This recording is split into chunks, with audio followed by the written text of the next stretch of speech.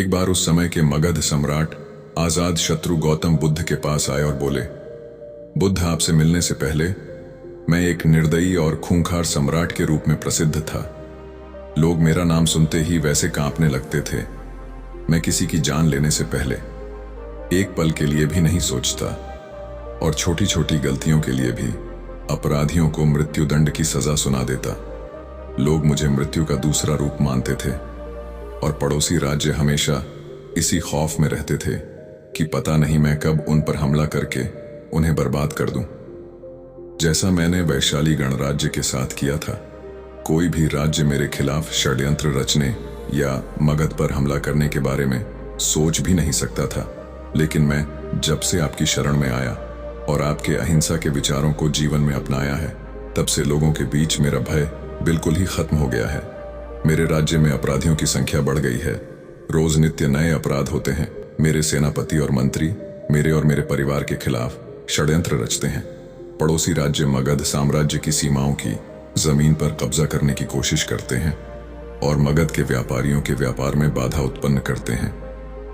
सम्राट अजातशत्रु ने आगे कहा, बुद्ध, मैं आपकी अहिंसा के विचारों को समझता हूं, लेकिन मेरे मन में एक प्रश्न है। बुद्ध ने कहा, निसंकोच कहो। अजातशत्रु ने कहा, एक राजा का कर्तव्य है कि वो अन्याय के खिलाफ युद्ध करें, अपने राज्य के नियमों का प्रजा से सख्ती से पालन करवाए। लेकिन इसमें अहिंसा होगी, लोगों को दुख दर्द होगा, खून बहेगा, तो क्या एक अपराधी को दंड देना अनुचित है? क्या अपने राज्य के लिए, अपनी संपत्ति के लिए, अपने परिवार की सुरक्षा के लिए युद्ध करना गलत है? बुद्ध ने कहा, आजाद शत्रु, इस प्रश्न का उत्तर देने से पहले मैं तुम्हें एक कहानी सुनाना चाहता। एक बार की बात है, एक गांव में एक बहुत ही विषैला सर्प पर रहता था। उसने न जाने अब तक कितने ही लोगों को काटकर मौत के घाट उतार दिया था।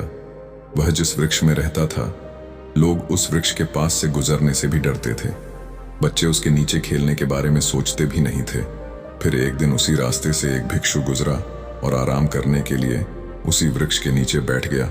भिक्षु को बैठा देख सिर्फ उसे काटने के लिए नीचे आया, लेकिन सिर्फ को आता देख भिक्षु तनिक भी नहीं घबराया।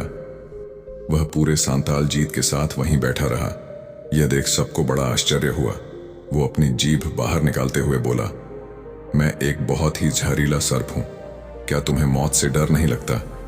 भिक्षु ने कहा, मैं जीवन और मृत्यु से ऊपर उठ चुका हूं, अब मुझे किसी भी चीज से डर नहीं लगा। भिक्षु ने सर्प को उपदेश दिया कि जो तुम कर रहे हो वो हिंसा है।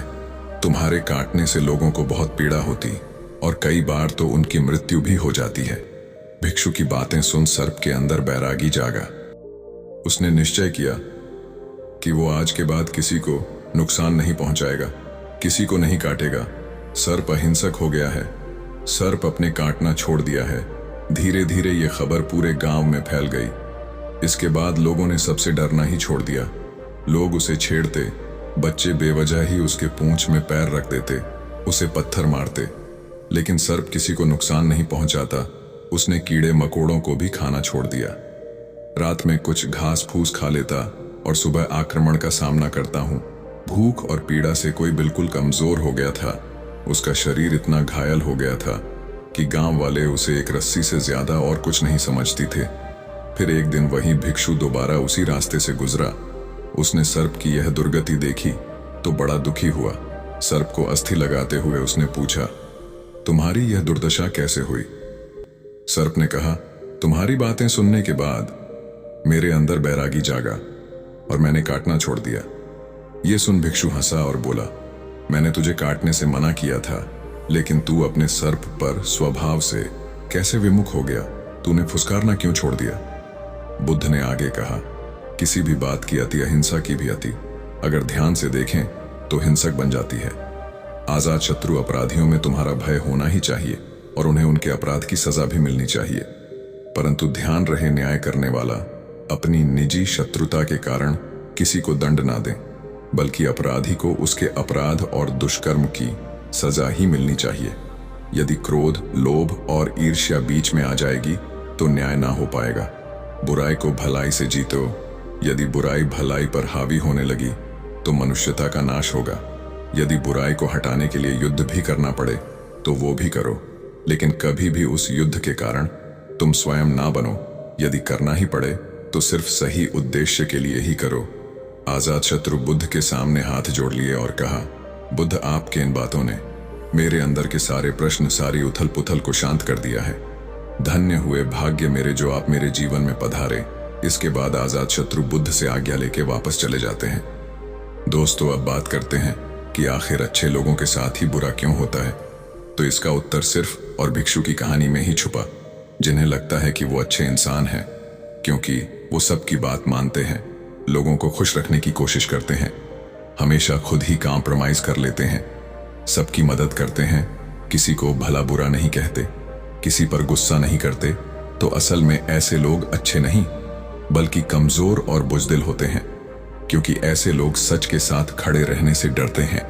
वो लोगों की नजरों में अच्छा और लोगों से अपनी तारीफ सुनने की कोशिश में गलत होता देखते हुए भी चुप रहते हैं, क्योंकि उन्हें इस बात का डर रहता है कि अगर मैंने उसके खिलाफ बोल दिया तो उससे मेरे संबंध खराब हो जाएंगे, मैं उसकी नजरों में एक अच्छा इंसान नहीं रह जाऊंगा। ऐसे लोग अच्छा बनने की कोशिश में लोगों की हाँ में हाँ मिलाते रहते हैं, उनकी चापलूसी करते रहते हैं। ये कभी भी अपने अधिकारों के लिए डटकर लड़ नहीं पाते और हमेशा ही खुद की तरफ से कॉम्प्रोमाइज कर लेते हैं और फिर लोगों से कहते फिरते हैं कि मुझे संतुष्टि है, मेरे अंदर धैर्य है, इसीलिए मैं पीछे हट गया।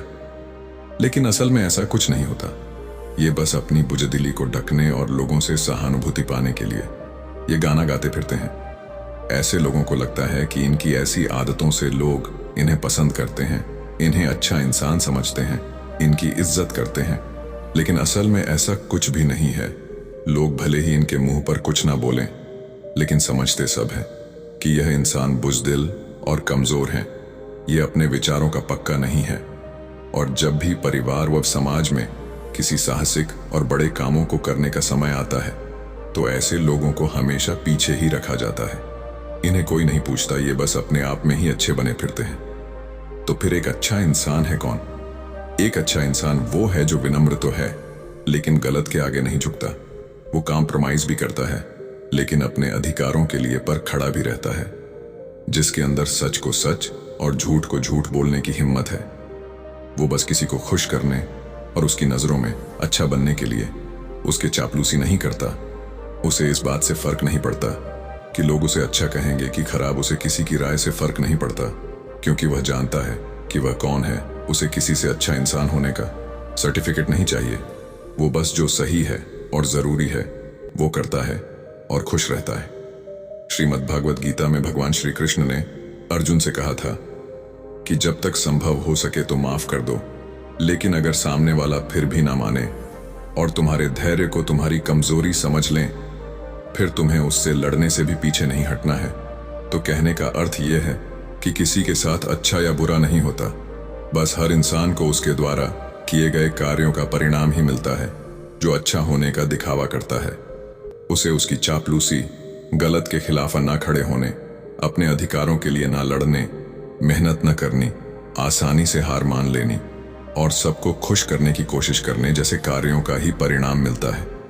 और जो स्पष्टवादी हैं, मेहनती है, जिसमें रिस्क लेने की हिम्मत है, जो खुद में भरोसा करता है, उसे उसके कर्मों का परिणाम मिलता है। और यह जरूरी नहीं कि किसी कार्य को करना ही कर्म है।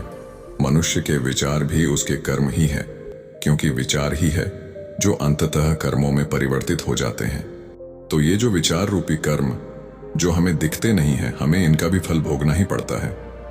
तो ज्यादातर लोग जो इस बात की शिकायत करते रहते हैं कि मैंने तो किसी के साथ गलत नहीं किया, फिर मेरे साथ गलत क्यों हो रहा है, तो उनके साथ गलत होने का कारण ये विचार रूपी कर्म ही है जो बाहर से दिखते नहीं है, लेकिन हमने अपने विचारों में किए होते हैं। इसीलिए इंसान को सिर्फ बाहर से ही नहीं बल्कि अंदर से अपने विचारों से भी अच्छा होना जरूरी है।